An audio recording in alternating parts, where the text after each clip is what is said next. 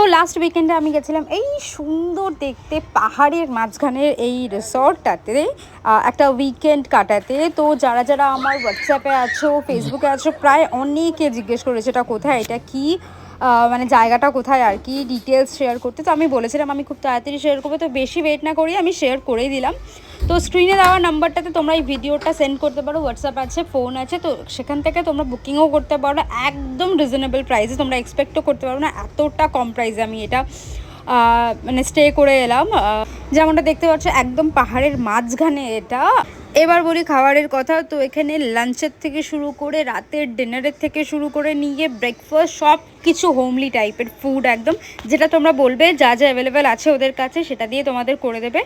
আর এত reasonable price যে তোমরা এক্সপেক্টও করতে পারবে না। তো যাই হোক, স্ক্রিনে দেওয়ার নাম্বারটাতে তোমরা হোয়াটসঅ্যাপও আছে, কল লিঙ্কও আছে, তোমরা এই নাম্বারটাতে হোয়াটসঅ্যাপে ভিডিওটা শেয়ার করলে ওরা ডিটেলস দিয়ে দেবে, আদারওয়াইজ তোমরা কলও করে নিতে পারো। Thank you so much for